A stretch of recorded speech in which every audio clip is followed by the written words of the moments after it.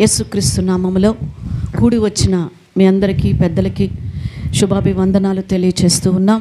ప్రేమతో దేవుని యొక్క వాక్యానికి ఆహ్వానిస్తూ ఉన్నాం. రండి, మత్తయి సువార్త 7వ అధ్యాయము 9, 10, 11 వచనాల్ని చదువుకుందాం.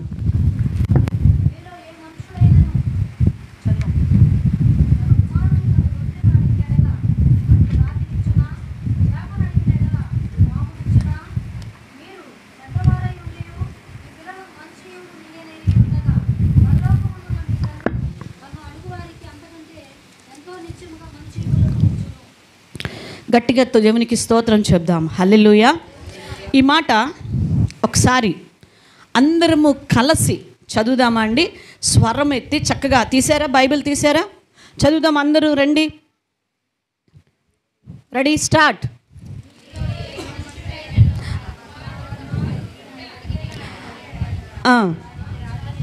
రాతినిచ్చినా, చేపను అడిగిన ఎడల పామునిచ్చినా, మీరు చెడ్డవారై ఉండియు మీ పిల్లలకు మంచి ఈవులను ఇయ్యనెరిగి ఉండగా పరలోకమందున్న మీ తండ్రి తన్ను అడుగువారికి అంతకంటే ఎంతో నిశ్చయముగా మంచి ఈవులనిచ్చును. హల్లెలూయా.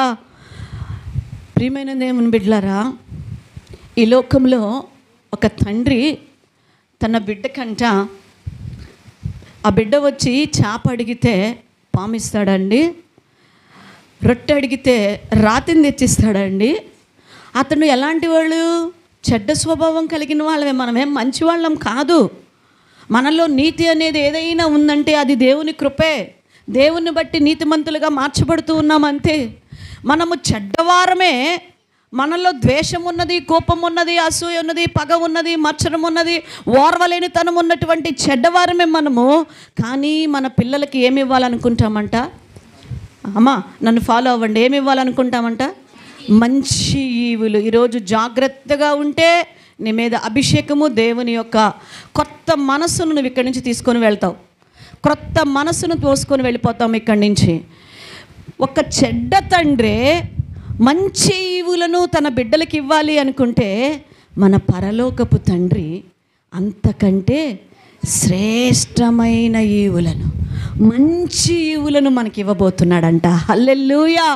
మన దేవుడు మనకి మంచి ఈవులను ఇచ్చేటువంటి దేవుడు, మంచి ఆశీర్వాదములు ఇచ్చేటువంటి దేవుడు.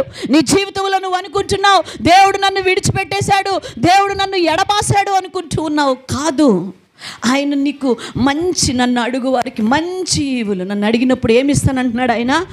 ఇంకా మంచి ఈవులు, శ్రేష్టమైన ఈవులు దేవుడు ఇక్కడున్న ప్రతి బిడ్డ పొందుకోబోతూ ఉన్నారు. ఆమేన్. ఎవరికంట?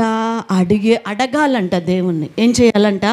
అడిగినప్పుడు శ్రేష్టమైన, ఇంకా శ్రేష్టమైన, ఈ లోకపు తండ్రే ఆ చేపని ఆ రొట్టెని ఇస్తే మన పరలోకపు తండ్రి ఇంకెన్ని ఇస్తాడు? ఇంకెంత శ్రేష్టమైన ఇస్తాడు మన దేవుడు. ప్రియమైన దేవుని బిడ్డలారా, మనము ఆరాధిస్తున్నటువంటి దేవుడు గొప్ప దేవుడు. హల్లెలూయా. ఈరోజు నువ్వు కృంగిపోవద్దని చెప్తున్నాడు దేవుడు. ఈరోజు నువ్వు దేనికి భయపడద్దు, నిరాశపడద్దు, నిస్పృహలోనికి వెళ్ళవద్దు. ఒంటరిగా పోరాడుతున్నాను, నాకెవరు లేరు, నా బాధ వినేవాళ్ళు లేరు, నా గోడు వినేవాళ్ళు లేరు, నన్ను పట్టించుకునే వాళ్ళు లేరు, నన్ను ఓదార్చేవాళ్ళు లేరు అని నువ్వు కృంగిపోతూ ఉన్నావేమో సహోదరి, సహోదరుడా. ప్రభు అంటున్నాడు, నేనున్నాను, నీకు శ్రేష్టమైన ఈవులను ఇచ్చేవాడు నేనున్నాడు. నన్ను అడిగినప్పుడు ఈరోజు దేవుణ్ణి అడిగితే నీకు శ్రేష్టమైన ఈవులు ప్రభువు నీకు ఇస్తాడంట. మత్తయి సువార్త 7వ అధ్యాయం 7వ వచనంలో అంటాడు కదండి, అడుగు ప్రతివానికి ఎవరికి ఇవ్వబడుతున్నాయి? మరి నువ్వు అడుగుతున్నావా దేవుణ్ణి? ప్రభువుని నువ్వు అడుగుతున్నావా? బాగుంది. మన పరలోకపు తండ్రిని అడిగితే శ్రేష్టమైన ఈవులని ఇస్తాను అంటున్నాడు. అంతవరకు బాగుంది. మరి తండ్రిని నీవు అడుగుతున్నావా? ఈరోజు నా ప్రశ్న, తండ్రిని అడుగుతున్నావా? ఎంతమంది నేను అడుగుతున్నాను నిజంగా దేవుణ్ణి అన్నవాళ్ళు ఎవరో చేయొద్దండి. నేను నిజంగా అడుగుతున్నాను, నేను నిజంగా అడుగుతున్నాను. దేవునికి స్తోత్రం. హల్లెలూయా. అయితే అడుగుటలో చాలా రకాలు ఉన్నాయండి. అడగటం ఎలా అడగాలి అంటే మన తండ్రి మనస్సు గెలుచుకునే విధంగా అడగాలి. ఎలా అడగాలంట? దేవుని మనస్సు గెలుచుకునే విధంగా అడగాలి. ఎలా పడితే అలా అడిగితే నువ్వు తండ్రి మనస్సును గెలుచుకోలేవు. ఇప్పుడు ప్రజలు ఎలా అడుగుతున్నారో తెలుసా?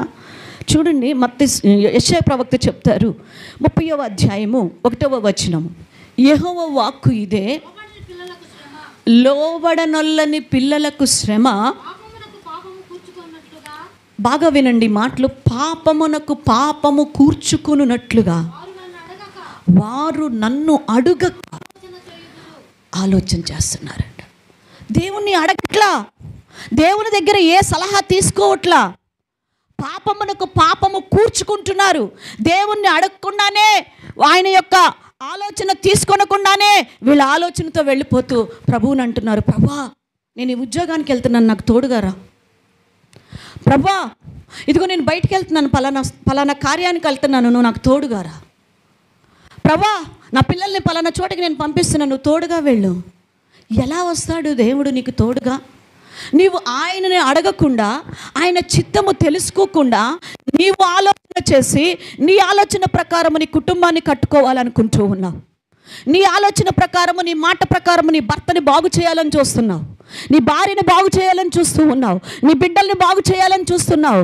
నీ మాట పని చేయదు, నీ చిత్తము పని చేయదు, నీ ఆలోచన పని చేయదు. ఈరోజు దేవుని ఆలోచన అడుగు, తండ్రి ఆలోచన అడుగు. మన తండ్రి అండి ఆయన. ఈరోజు ఆ తండ్రిని హత్తుకొని మనం అడగటము నేర్చుకోవాలండి.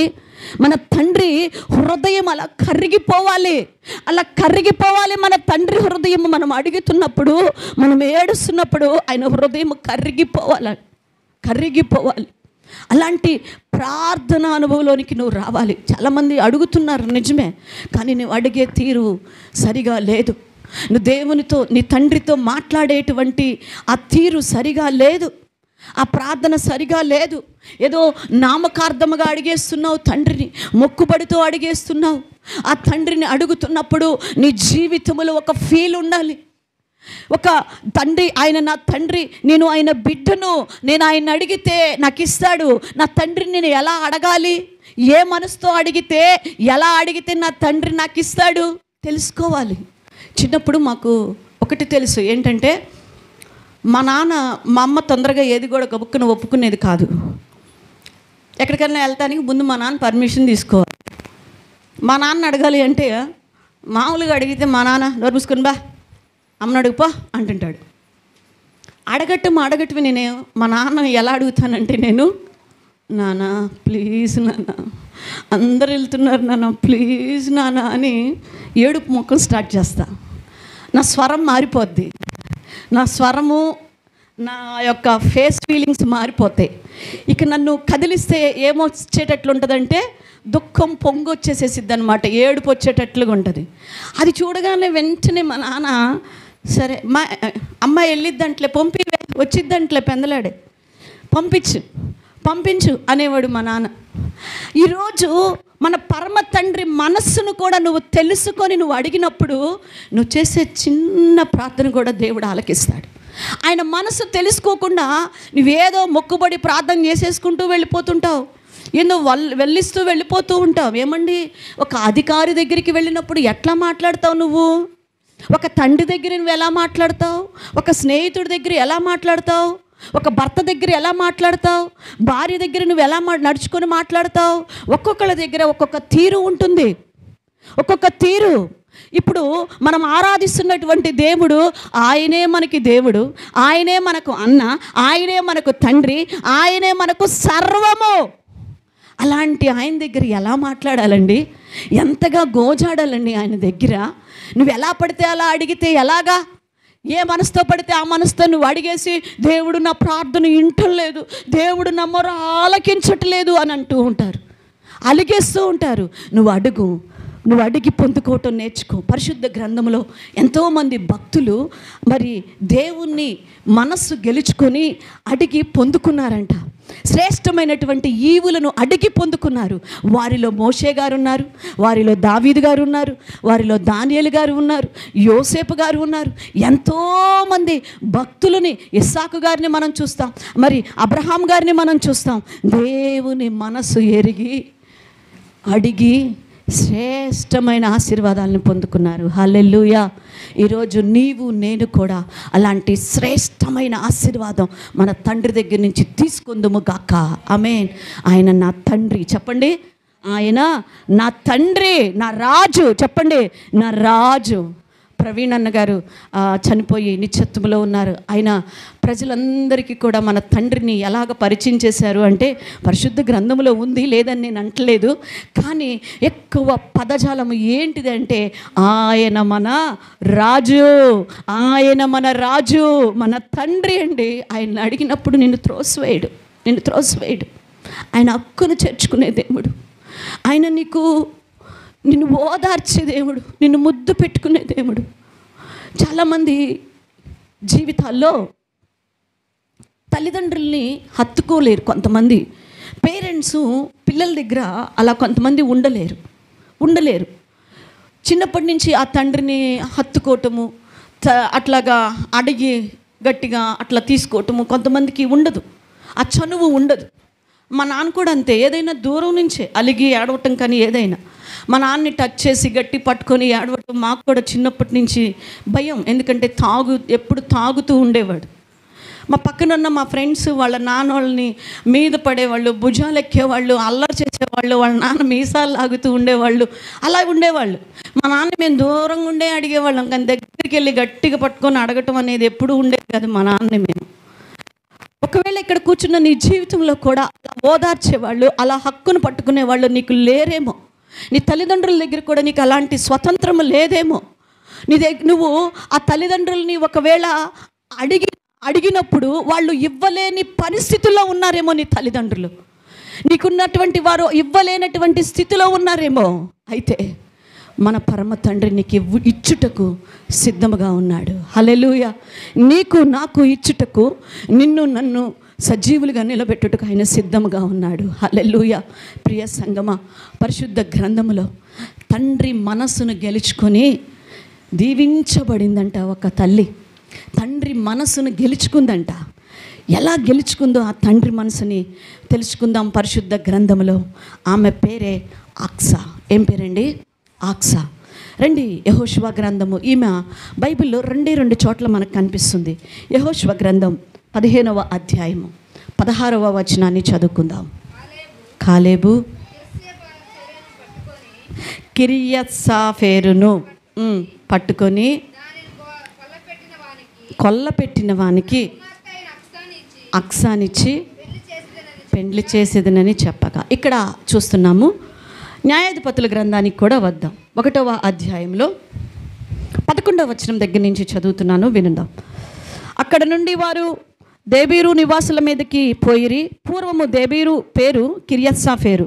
కాలేబు కిర్యత్సాఫేరును పట్టుకొని కొల్లబెట్టువానికి నా కుమార్తె అయిన ఆక్సను ఇచ్చి పెండ్లి చేసేదనని చెప్పగా, కాలేబు తమ్ముడైన కనజు కుమారుడగు ఒత్నీయేలు దాన్ని పట్టుకొనెను. కనుక కాలేబు తన కుమార్తె అయిన ఆక్సాను అతనికిచ్చి పెండ్లి చేసెను. ఆమె తన పెనిమిటి ఇంట ప్రవేశించినప్పుడు తన తండ్రిని ఒక పొలము అడుగుటకు అతనిని ప్రేరేపించెను.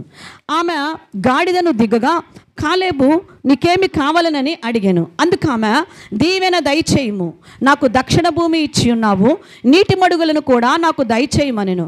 అప్పుడు కాలేబు ఆమెకు మెరక మడుగులను పల్లపు మడుగులను కూడా ఇచ్చెను. హల్లెలూయా.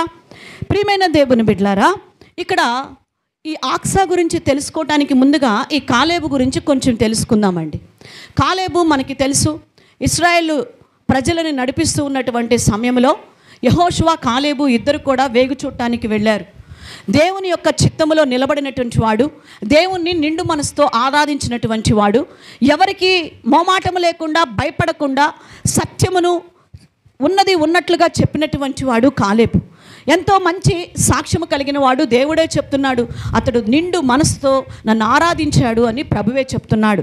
అలాంటి కాలేబు దేవుని యొక్క సన్నిధిలో బహు రోషము కలిగి, బహు ధైర్యముగా, బహు విశ్వాసముతో ప్రభు పాదాలు పట్టుకుంటూ ప్రభువుని ఆరాధిస్తున్నటువంటి వాడు, దేవుణ్ణి ఆరాధిస్తున్నటువంటి వాడు కాలేబు.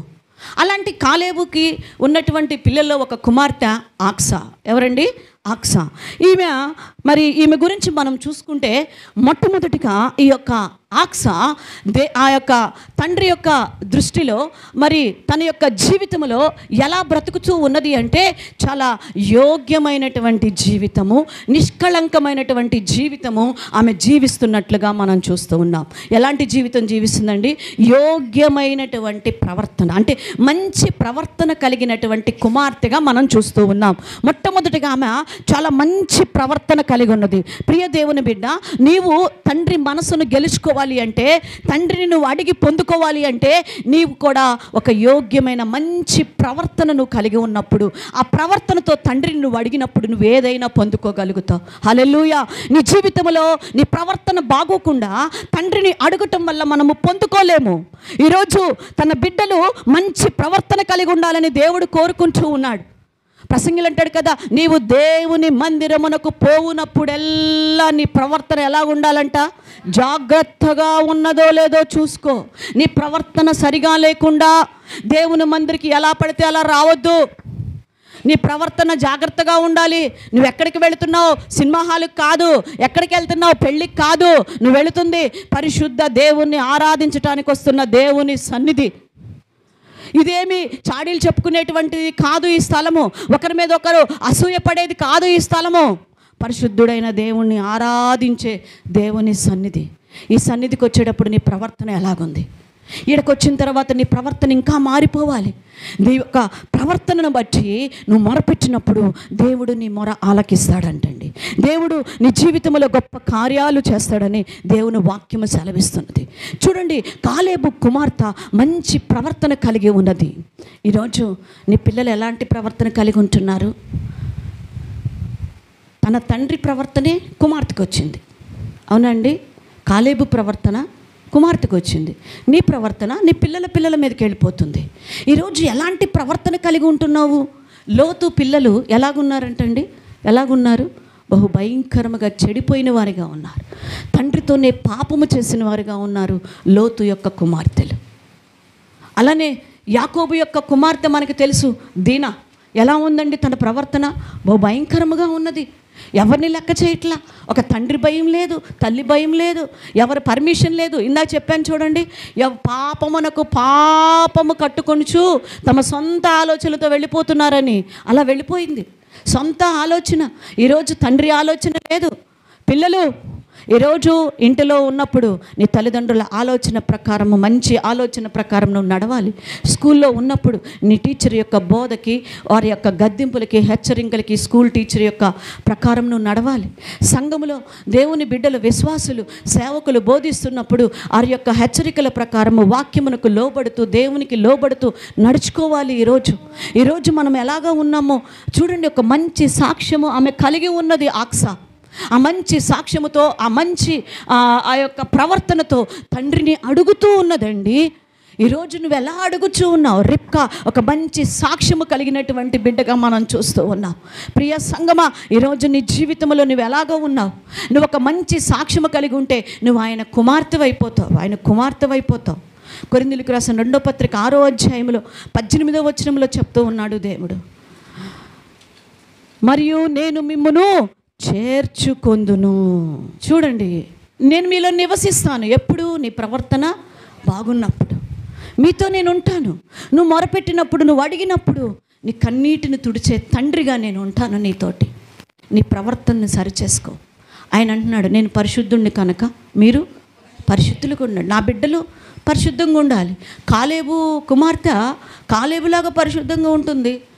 దేవుణ్ణి నిండు మనసుతో తండ్రి మాటకు లోబడి ఆరాధిస్తుంది, భయభక్తులు కలిగి ఉన్నది.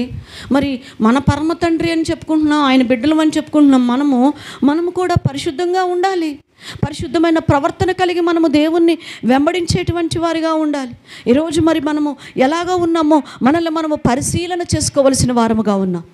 రెండో విషయాన్ని చూస్తే, ఈ ఆక్సా బహు విధేయత కలిగినటువంటి స్త్రీగా మనం చూస్తున్నాం. బహు విధేయత కలిగినటువంటి యవనస్తురాలు. ఎంత విధేయత చూపిందంటేనండి, అక్కడ తండ్రి ఒక మ్యారేజ్ ఫిక్స్ చేసేసాడు. ఆక్సాని అడగల, అమ్మా నేను ఒక యుద్ధం ప్రకటిస్తున్నాను, ఆ యుద్ధంలో గెలిచిన అబ్బాయిని నీకు ఇద్దాం అనుకుంటున్నాను, నువ్వేమంటావమ్మా, నీకు ఓకేనా అని అడగల. అసలు కూతురు పర్మిషన్ ఏమి తీసుకున్నాడా? ఈరోజు పిల్లలు నన్ను అడిగి కొన్నావా, నేను నిన్ను కొనమన్నానా, నేను నీకు చెప్పానా? ఏదన్నా తీసుకుంటే డ్రెస్ కానివ్వండి, లేకపోతే ఇంకేదన్నా తినేవి కానివ్వండి, ఏదైనా సరే చిన్నప్పుడు మిమ్మల్ని అడిగి కన్నారండి మీ తల్లిదండ్రులు? పిల్లలు చెప్పండి, చిన్నప్పుడు మిమ్మల్ని అడిగి కన్నారా? మిమ్మల్ని అడిగి పండు నేను కంటున్నాను నాన్న, కనమంటావా వద్దా చెప్పు నాన్న, నువ్వు ఇక్కడ పుడతావా, లేకపోతే యేసుప్రభు వారు పుట్టినట్టు బెత్లెహేంలో పుడతావా చెప్పు నాన్న అని మమ్మీ డాడీ అడిగి కన్నారా? లేదు, మిమ్మల్ని అడగలేదు. తండ్రి ఇచ్చాడు, తండ్రి అయిన దేవుడు చక్కగా తీసుకున్నారు. చిన్నప్పుడు వాడు అడుగుతున్నాడు, ఆ బుజ్జోడు అడుగుట్లా, ఏంటి వాడి పేరు మర్చి మోక్షిత్ అడుగుతున్నాడా వాడు బుజ్జోడు? వాడికి ఏం తెలియదు, వాడికి ఏం కావాలో ఏం పెడుతుంటుంది వాళ్ళ అమ్మ, పెడుతూ ఉంటుంది, కొంచెం పెడుతూ ఉంటుంది. ఇప్పుడు అడుగుతుంటారు, ఇక్కడి నుంచి స్టార్ట్ అవుతుంది, ఇక్కడి నుంచి స్టార్ట్ అవుతుంటుంది, ఇక్కడి నుంచి స్టార్ట్ అవుతుంటుంది. ఎక్కడి నుంచి? సాత్విక సుమితి దగ్గర నుంచి స్టార్ట్ అవుతుంటుంది. నాకొద్దు, నేను అడిగానా, నాకు అది వద్దు, అది కావాలి, అక్కడి నుంచి స్టార్ట్ అవుతుంది. ప్రియ దేవుని బిడ్డలారా, అక్కడ స్టార్ట్ అయినటువంటి ఆ తిరుగుబాటు వివాహ వయసు వచ్చిన తర్వాత వరకు కూడా ఆగదండి. వివాహ విషయంలో వరకు కూడా వెళ్ళిపోతూనే ఉంటారు. ఈరోజు అంటే దయచేసి మీ మాటల్ని, మీ యొక్క హృదయాలని ఎవరినైనా ఇక్కడ నొప్పించి ఉంటే నన్ను క్షమించండి. సమాజంలో జరుగుతున్నటువంటి విషయాలను మాత్రమే నేను ప్రకటిస్తూ ఉన్నాను. తల్లిదండ్రులు కాంప్రమైజ్లోనికి వచ్చేటువంటి స్టేజ్లోనికి వెళ్ళిపోతూ ఉన్నారు. ఇక్కడ ఆక్సాని ఒక్క మాట కూడా ఈ ఆక్సాని అడగల. ఆమె ఒక విషయం చెప్పాడు కాలేబు, ఇదిగో ఎవరైతే ఆ కిర్యత్సాఫేరును జయిస్తారో ఆ జయించిన వ్యక్తికి నా కుమార్తెనిచ్చి పెండ్లి చేస్తానన్నాడండి. అంతే. అది వెళ్ళిపోయాడు. ఒత్నీయులు వెళ్ళిపోయి అక్కడ యుద్ధం చేశాడు, గెలిచాడు, ఆ పట్టణాన్ని పట్టుకున్నాడు, జయించాడు, వచ్చాడు. ఆక్సా అమ్మ రా, బయటికి రా తల్లి అన్నాడు. వచ్చింది. ఇదిగో ఇక్కడి నుంచి ఇతనే నీ భర్త, అలాగే నాన్న. అంతే. ఎంత విధేయత చూపిందండి, విధేయతతో కూడిన మనసు. ఆ మనసు తండ్రిని ఎంత మెప్పించి ఉంటుందండి. ఆ తండ్రి అనుకోని ఉండడా, నా బిడ్డ మాట కూడా మాట్లాడకుండా చేసుకుందే నా బంగారు తల్లి, ఆమె ఏది అడిగితే అది ఇవ్వకుండా ఎట్టుంటాడండి చెప్పండి. హల్లెలూయా. తండ్రి మాట వినకుండా, తల్లి మాట వినకుండా చేసుకున్న నీకే ఏదో అయిపోయిందిలే అని మొత్తం మంచాలు, కంచాలు, టిఫిన్లు, క్యాన్లు అన్నీ పంపిస్తుంటే ఏమండి, తండ్రి మాటకి విధేయత చూపిన ఆ బిడ్డని తండ్రి మనసు ఎంత వెన్నపూసలా కరిగిపోయింది కదా. మరి నీకుందా ఆ విధేయత? ఈరోజు దేవుడు నిన్ను సూటిగా అడుగుతున్నాడు. ఆయన నువ్వు అడిగినప్పుడు శ్రేష్టమైన ఈవులను నీకు ఇవ్వటానికి రెడీగా పట్టుకొని ఉన్నాడు. ఏ మనసుతో అడుగుతున్నావు? విధేయత కలిగిన మనసు నీకుందా? దేవునికి విధేయత చూపుతున్నావా? దేవుడు చెప్పినప్పుడు తిరుగుబాటు చేస్తున్నావా? దేవుడు నువ్వు అది చేయి, నువ్వు ఇలా ఉండు, నువ్వు అలా చేయాలని చెప్పినప్పుడు తిరుగుబాటు చేసేటువంటి స్వభావం నీలోకి వస్తున్నదేమో పరిశీలన చేసుకో. పాపములో ప్రథమ పాపం ఏంటో తెలుసా? తిరుగుబాటు చేయటము ప్రథమ పాపం అండి. ఈరోజు తల్లిదండ్రుల మీద బిడ్డలు తిరుగుబాటు చేస్తూ ఉంటారు. స్కూల్లో టీచర్స్ మీద తిరుగుబాటు, భార్య భర్త మీద తిరుగుబాటు, కుమారుడు తల్లి మీద తిరుగుబాటు, ఈరోజు విశ్వాసులు సంఘం మీద తిరుగుబాటు, సేవకుల మీద తిరుగుబాటు. జాగ్రత్త. ఈరోజు తిరస్కరించకూడదు, తిరుగుబాటు చేయకూడదు. విధేయత కలిగిన మనస్సు మన జీవితంలో ఉండాలి. ఈరోజు ఆ మనస్సు నీకున్నదా? ఆ మనస్సుతో నువ్వు దేవుణ్ణి అడిగితే, తండ్రి నువ్వు చెప్పింది నేను చేశాను కదా తండ్రి, నాకు ఇవ్వవా? అడిగి చూడు, నువ్వు అడిగి చూడు. నేను అడుగుతాను నా తండ్రిని, నేను ఏడుస్తాను నా తండ్రి దగ్గర, నేను బ్రతిమలాడుకుంటా. ప్రభువా, నా చిన్న వయసులో, నా 18 సంవత్సరాల వయసులో నీ సేవ చేయాలని పిచ్చతో నీ ఒక్క పిలుపుకి నేను లోబడి వచ్చా. ఆ తర్వాత నా జీవితంలో ఎన్నో మైనస్లు ప్లస్లు జరిగినాయి. కానీ నీ ఒక్క పిలుపుతో నేను వచ్చాను. నాకు ఇవ్వవా? నాకు సహాయం చేయవా? నేను ఏడుస్తాను నా తండ్రి దగ్గర.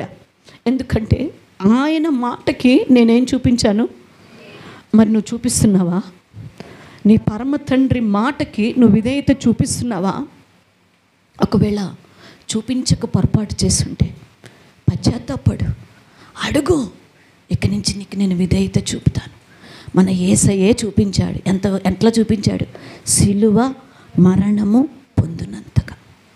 పొందునంతగా విధేయత చూపించాడు. లేదు ఈ చెవితో ఏంట, ఈ చెవితో ఆమంతే చెప్పుకునిద్దులే, ఆమంతే అనిద్దులే. ప్రియ సంగమా, నీ జీవితంలో విధేయత కలిగిన మనసు. మూడో విషయం చెప్తున్నానండి. ఈమె జీవితంలో తగ్గింపు స్వభావం ఉన్నదంట. ఏమున్నదండి? చూడండి, అక్కడ ఒక మాట మనం చదువుకుందాం. 13వ వచనాన్ని చదువుదామండి. అదే న్యాయాధిపతుల గ్రంథం 1వ అధ్యాయంలో. కాలేబు తమ్ముడైన కనజు కుమారుడకు ఒత్నీయేలు దాన్ని పట్టుకొనెను కనుక కాలేబు తన కుమార్తె అయిన ఆక్సాను అతనికి ఇచ్చి పెండ్లి చేశాను. ఆమె పెనిమిటి ఇంట ప్రవేశించినప్పుడు తన తండ్రిని ఒక పొలం అడుగుటకు అతన్ని ప్రేరేపించెను. ఆమె గాడిదను దిగ్గగా కాలేబుని చూడగానే, తండ్రిని చూడగానే వెంటనే ఏం దిగుతుందంటే ఇక్కడ దిగింది. నేను ఎందుకు దిగాలి? ఆమె భర్త ఎవరో తెలుసా? ఒత్నీయేలు ఎవరో తెలుసా? ఇశ్రాయేలు ప్రజలకు మొదటి న్యాయాధిపతి. హల్లెలూయా. నా భర్త న్యాయాధిపతి, ఇశ్రాయేలు ప్రజలను పరిపాలిస్తున్నటువంటి న్యాయాధిపతి నా భర్త జయశాలి. నా భర్త శత్రువులను జయించినవాడు, హెబ్రోనును జయించినవాడు. నా భర్త ఇదిగో ఆ యొక్క మరి వీరుడు, నా భర్త సూర్యుడు. అలాంటి వానికి నేను భార్యని, నేను ఎందుకు దిగాలి అనుకోలేదండి. తండ్రిని చూడగానే తగ్గింపు స్వభావముతో దిగేసిందంట. ఆ గాడిదని దిగేసింది. కొంతమందికి ఎంత గర్వమో, కొంచెము రాగానే గర్వం. పెద్దవాళ్ళని చూసి కింద కూర్చోరు, కాళ్ళు ఊపుతూ కూర్చుంటారు. పెద్దవాళ్ళని చూస్తూ ఇష్టం వచ్చినట్టు కూర్చుంటారు. ఆ ప్లేస్ ఇవ్వరు. గర్వ హృదయులు, గర్వముగా జీవిస్తూ ఉంటారు. కొంచెము దేవుడు ఆశీర్వదిస్తే గర్వము కళ్ళు నెత్తుకొచ్చేస్తున్నాయి అంట మన జీవితాలలో. ఆయనకి గర్వ హృదయులు ఆయనకి బాగా తెలుసు. గర్వ హృదయులను ఆయన ఏం చేస్తాడంట? అణ్ణచ్చపడేస్తాడు. ఈరోజు నీ జీవితంలో ఏమున్నది? తగ్గింపు స్వభావం ఉన్నదా? ఆమె చూడండి ఎంతగా తగ్గించుకొని ఆ గాడిదను దిగుతుందో చూడండి. అక్కడ నువ్వు దిగా ఎప్పుడన్నా తగ్గించుకొని, నేనెందుకు తగ్గాలి? ఇప్పుడు ఒకటి వచ్చింది కదా, ఒక డైలాగ్ వచ్చింది. ఆ డైలాగు మన హోసన్న మినిస్ట్రీలో జాన్ వెస్లీ అన్నగారు ఎప్పుడు కొన్ని సంవత్సరాల క్రితమే చెప్పారంట. ఏంటి? ఇట్లా చేయి పైకి పెట్టి ఏదో యాక్షన్ చేస్తే ఇట్లా యాక్షన్ చేస్తా 18 ఎప్పుడు కొన్ని సంవత్సరాల క్రితమే. మన మధ్య యూట్యూబ్లో నేను కూడా చూసా. ఆ సినిమా రాకముందే ఆ డైలాగ్ అప్పుడే చెప్పారంట. ఇట్లా వచ్చేస్తాయి అంట జనాలకి, ఇంకా రాను నిజంగానే ఆ సినిమా వచ్చేసింది. ఏంటంటే ఇప్పుడు ఫస్ట్ ఏమో ఇప్పుడేమో చెప్పండమ్మా, తగ్గేదే. తగ్గకపోతే ఎక్కడుంటావు? పాతాళ. నువ్వు తగ్గాల, నేను తగ్గాల, నువ్వు తగ్గాల. కొన్ని చోట్ల తగ్గవలసి వస్తుంది. మనం తగ్గాలి. తగ్గింపు స్వభావము నిన్ను హెచ్చింపు జీవితంలోనికి తీసుకువెళ్తుంది. కొద్దిగా చూడంగానే గర్వాన్ని తెచ్చుకోబాక. ఈరోజు ఆక్సా తండ్రి మనస్సును గెలుచుకోవటానికి కారణం ఏంటి అంటే తగ్గించుకుంది. ఏం చేసిందండి? తగ్గించుకుంది. కొంతమందికి ఎంత కోపమో, ఒక మాట అనగానే పావులాగా బుస్సును లెగుస్తారు అంతే. వారి జీవితంలో తగ్గింపు స్వభావం ఉండదు. మన అబ్రహాం గారు అయితే ఎంత తగ్గించుకున్నాడంటే ఆదికాండం 18వ అధ్యాయంలో అంటాడు, అయ్యా నేను బూడిదనయ్యా. ఎవరిని? బూడిదని, పనికిరాని దుమ్ముని అయ్యా నేను. ఏమండి నువ్వంట నేనెవరో తెలుసా? ఎవరమ్మాయినో తెలుసా? మా నాన్న ఎవరో తెలుసా? మాదే వంశమో తెలుసా? మా కులం ఏంటో తెలుసా? మా గోత్రం ఏంటో తెలుసా? ఏం చేస్తామని తెలుసుకొని, ప్రియ దేవుని బిడ్డ, వద్దు మనకి ఇవన్నీ, విడిచిపెడదాం, తగ్గించుకుందాం. దావీదైతే దేంతో పోల్చుకున్నాడండి? దేంతో? అదే అబ్రహాం.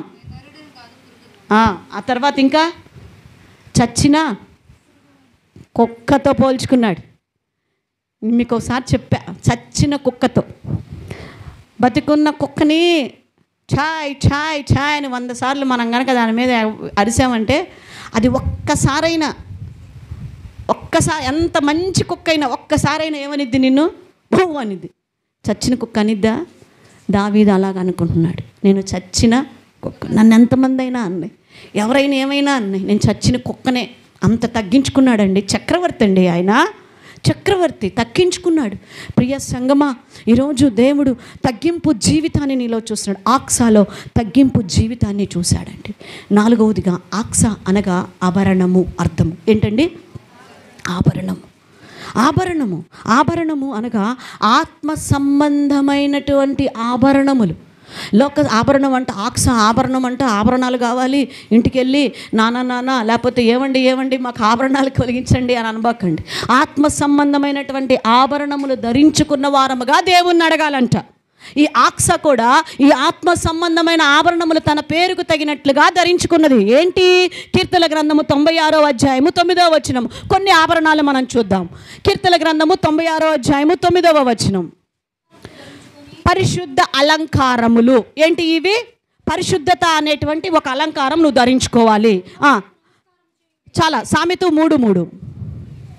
దయ సత్యము విడిచిపోనీక ఎక్కడ ధరించుకోవాలంట? కంఠభూషణముల దయ సత్యము. ఇందాకేంటి? పరిశుద్ధత. ఇక్కడేంటిది? దయ సత్యము. అదే సామెతలు 1వ అధ్యాయంలో ఆ తల్లి చెప్తూ ఉంటుంది, కుమారుడా నీ తల్లి ఉపదేశాన్ని నువ్వు త్రోసివేయబాకు. ఆ ఉపదేశం ఎలాంటిదంట? నీ తలకు సొగసైన చదవండమ్మా మాలికలుగా ఉంచుకో. మనం రాసుకుంటాం తలకి, మన జుట్టు పెరగాలని రకరకాల ప్రయత్నాలు చేస్తూనే ఉంటాం. బోళ్ళని ప్రయత్నాలు బోళ్ళని రాసుకుంటూ ఉంటాం. అది ఎలా ఉంటుందంట? ఉపదేశం, తల్లి ఉపదేశమునకు లోబడటం అంట. అదొక ఆభరణము నీకు, అదొక అలంకరణ. ఆ మనస్సుతోటి తల్లికి ఉపదేశానికి లోబడకుండా, తల్లి మాట తండ్రి మాట వినకుండా, దేవుడా నాకు ఇది చేయి అది చేయంటే వినడు దేవుడు, వినడు, పో అంటాడు. ఇక పేతురు రాసిన 1వ పత్రిక 3వ అధ్యాయంలో ఉంటుంది. ఇంకా అయ్యేం అలంకరణలో తెలుసా?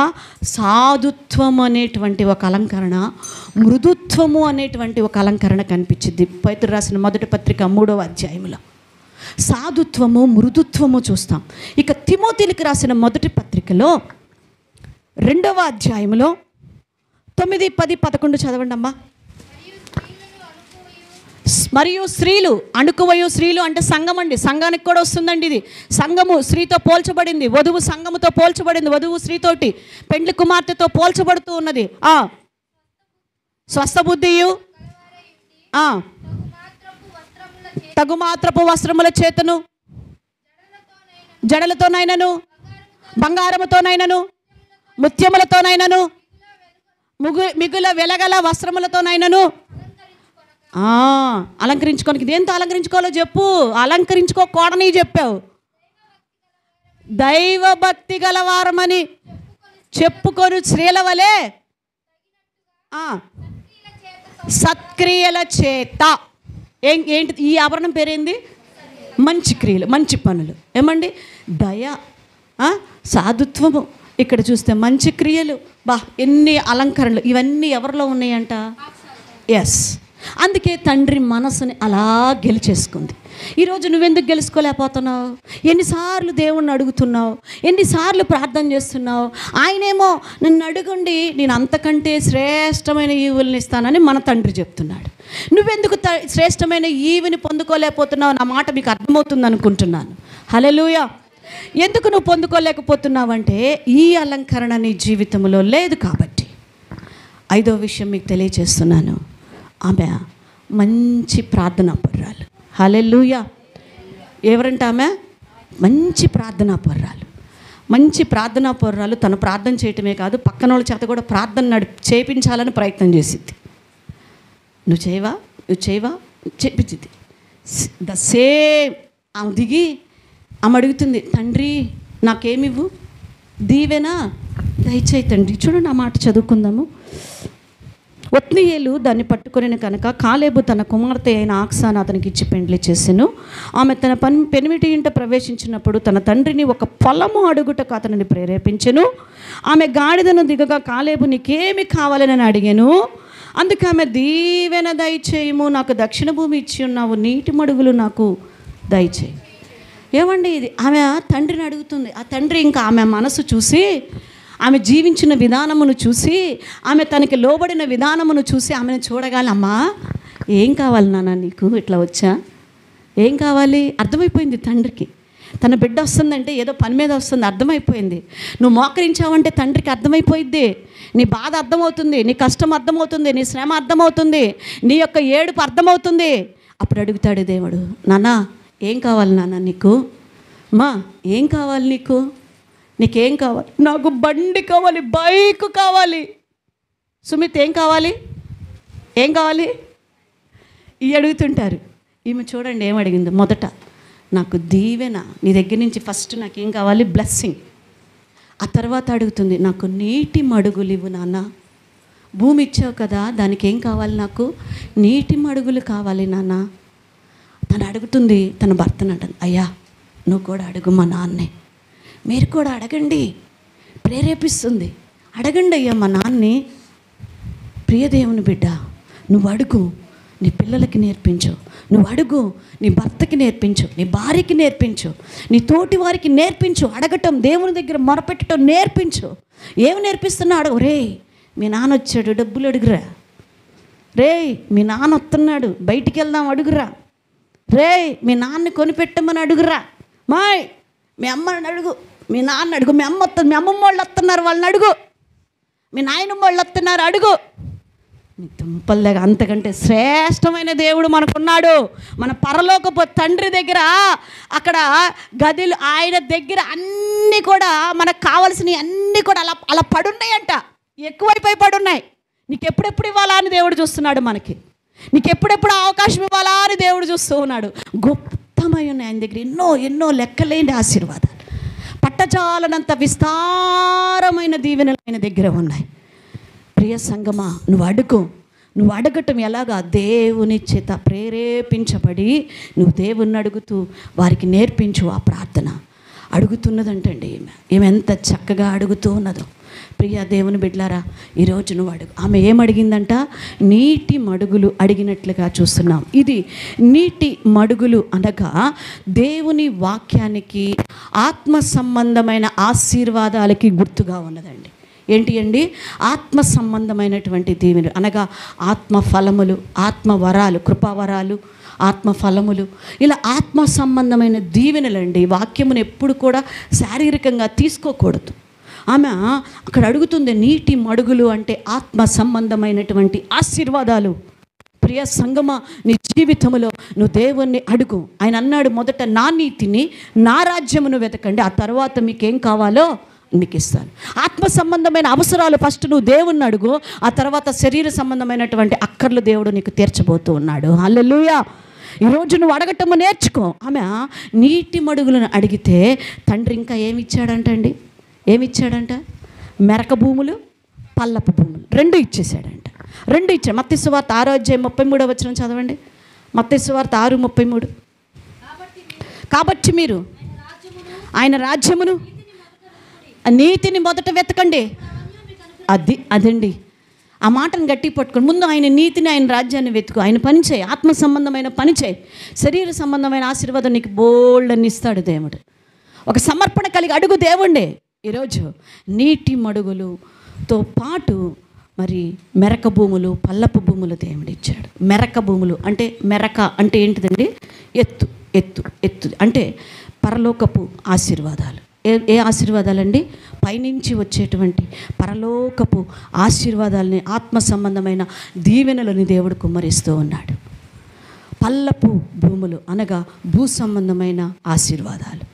ఆక్స అడిగిన తోడని ఆత్మ సంబంధమైనటువంటి ఆ యొక్క వరములను అడిగితే దేవుడు ఆత్మ సంబంధమైన ఆశీర్వాదాలతో పాటు ఇంకా ఏమి ఇచ్చాడంట, భూ సంబంధమైన ఆశీర్వాదాలు కూడా తండ్రి ఇచ్చేసాడంట. అన్ని ఆశీర్వాదాలు ఇచ్చాడు ఆమె అడిగిన తోడని. తండ్రి మనసును అలా గెలిచేసుకుంది. సహోదరి, నువ్వు గెలుస్తున్నావా? నువ్వు అడుగుతున్నావా? నువ్వు ఒకటి అడిగితే దేవుడు ఎన్నో ఇచ్చే దేవుడు, ఎన్నో చేసే దేవుడు. హల్లెలూయా. ఆయన అడుగు, ఆయన మనసును కదిలే విధముగా అడుగు. ఈరోజు ఆక్సా తన జీవితంలో తన ప్రవర్తన పరిశుద్ధంగా పెట్టుకొని తండ్రి మనస్సును గెలుచుకుంది. తండ్రికి విధేయత చూపించి తండ్రి మనస్సును గెలుచుకున్నది. తండ్రి యొక్క దగ్గర తను తాను తగ్గించుకొని, హెచ్చించుకొనక, గొప్పల పోక తగ్గించుకొని తండ్రి మనస్సును గెలుచుకున్నది. ఆత్మ సంబంధమైన పరిశుద్ధమనే దయ, సత్యము, ఆ యొక్క ఆభరణాలు కలిగి, ఆ యొక్క జీవితాన్ని కలిగి తండ్రి మనస్సును ఏం చేసుకుంది? గెలుచుకుంది. అలాగే దయతో అడుగుతుంది, నా తండ్రి నాకు దీవెన ఇవ్వయ్యా, ఫస్ట్ నాకు బ్లెస్ చేయి. ఎంత ప్రార్థన పొర్రాలి, ఎంత విధేయతగా అడుగుతుంది. ఏ వాళ్ళ నానా ఏంది నాకు ఉట్టి భూమి ఇచ్చావేంది? ఎట్లా పండిద్ది నాకు? నీటి బడుగు లేకుండా ఏమీ లేకుండా నువ్వేగా పెళ్లి చేసావు, నేను అడిగానా ఏంది? ఈ రోజుల్లో కొంతమంది వేసే డైలాగులు, నేను అడిగానా ఏంది? మీరేగా చూసి చేశారు. ఆయన అలా ఉంటే నిర్ణయం చేయమంటారు, మాకు కావాలి ఇవ్వండి. అడిగిందండి, అలా అడిగిందండి. ఎంత రిక్వెస్ట్ ఉందండి. తండ్రి అడగటంలో ఎంత ఎంత మనసు గెలిచేసిందండి ఆమె. ఎందుకు ఈరోజు మనం పొందుకోలేకపోతున్నాం? ఆ మనసు నీకు రావట్లేదు ఎందుకు? ఎలా అడగాలో నీకు ఎందుకు తెలియట్లేదు? ఇంకా తండ్రిని ఇన్ని సంవత్సరాల నుంచి మనం ఆరాధిస్తూ తండ్రి మనసును ఎందుకు మనం తెలుసుకోలేకపోతూ ఉన్నాం? గోజాడండి, బాగా గోజాడండి దేవుణ్ణి. ప్రార్థనలో గోజాడండి, బైబిల్ స్టడీలో గోజాడండి, స్త్రీల కూడికల్లో స్త్రీలు గోజాడండి, విజ్ఞాపనలో గోజాడండి, ఆరాధనలో గోజాడండి, వ్యక్తిగత ప్రార్థనలో గోజాడండి, ఆన్లైన్ ప్రార్థనలో గోజాడండి. అవన్నీ లేవండి మా జీవితంలో, అవన్నీ లేవండి. చాలా కష్టమండి. అందుకే శ్రేష్టమైన ఈవులు పొందుకోవటం కూడా కష్టమండి. కానీ ప్రభు ఆశపడుతున్నాడు, అవన్నీ నీ కోసం దాచి ఉంచాడండి. అవన్నీ మీకు ఇవ్వాలని దేవుడు దాచి ఉంచాడు, మనకి ఇవ్వటం కోసం. ప్రియ సంగమా, అవి నీకు కావాలా? నిజంగా అవి కావాలంటే దేవుని మనసును నువ్వు కూడా గెలుచుకుంటావా? ఆక్సా తండ్రి మనసును గెలుచుకున్నట్లు నీవు దేవుని మనసును, మన తండ్రి మనసును నువ్వు గెలుచుకుంటే నావన్నీ నీవే. ఏమంటున్నాడు? నావన్నీ నీవే. ఇంకెందుకు ఏడుస్తున్నా? ఎందుకు బాధపడుతున్నా? ఎందుకు కన్నీరు కారుస్తున్నా? నావన్నీ నీవే. నువ్వు ఇలా ఉండటానికి ప్రయత్నం చేయి. ఇలా ఉండి నన్ను అడుగు, నేను నీకు ఇస్తాను. హల్లెలూయా. ప్రియ సంగమా, ఈరోజు నువ్వు ఎలాగున్నావో నాకు తెలియదు. ఈరోజు నీ ఆత్మీయ జీవితం ఎలాగున్నదో నాకు తెలియదు. దేవుడు నీకు ప్రామిస్ చేస్తున్నాడు. ఈ లోకంలో ఒక అన్యాయపు తండ్రే, ఒక చెడ్డ తండ్రే అలాంటి మంచి ఈవుల్ని ఇస్తుంటే నీకు నేను శ్రేష్టమైన ఈవుల్ని ఇవ్వనా? నువ్వెందుకు నా చిత్తం అడగకుండా నీ ఇష్టం వచ్చినట్టు వెళ్ళిపోతా? నీకు నచ్చిన ఉద్యోగంలో చేరతావు, నీకు నచ్చిన స్థలానికి వెళ్ళిపోతావు, నీకు నచ్చిన ఫంక్షన్కి వెళ్ళిపోతావు, నీకు నచ్చిన వాళ్ళతో మాట్లాడతావు, నీకు నచ్చినట్టు జీవిస్తావు. ఎక్కడుందాడ దేవుడికి స్థానం? పెద్ద భక్తురాలు అని పేరు పెట్టుకుంటావు, భక్తుడిని పేరు పెట్టుకుంటావు. ఎక్కడుంది ఆయనకి స్థానం? ఈరోజు దేవుడు మనతో మాట్లాడుతున్నాడు. రాసి పెట్టుకోండి, మీ జీవితాల్లో శ్రేష్టమైన ఈవులను దేవుడు మీకు ఇవ్వబోతూ ఉన్నాడు. ఆమేన్. శ్రేష్టమైన ఈవులు మునుపున్నట్లుగా మీ జీవితాలు ఉండవండి. మీ జీవితాలు ఉండవు. కొత్త మనసుతో, క్రొత్త దీవెనలతో, క్రొత్త ఆశీర్వాదముతో, క్రొత్త అభిషేకముతో, క్రొత్త తైలముతో ఇక్కడ నిన్ను అభిషేకించి దేవుడు పంపబోతూ ఉన్నాడు. మోకరించండి, ప్రార్థన చేసుకుందాం. అందరం కూడా కళ్ళు మూసుకొని దేవుని సన్నిధిలో ప్రార్థన చేసుకుందాం. ఈ స్థలంలో ఈరోజు శ్రేష్టమైన ఈవి ఇస్తానన్నావుగా, నేను కూడా ఆక్సాలాగా నా జీవితంలో ఇదిగో ప్రభువా, నీ మాటకి నా జీవితాన్ని అప్పగించుకో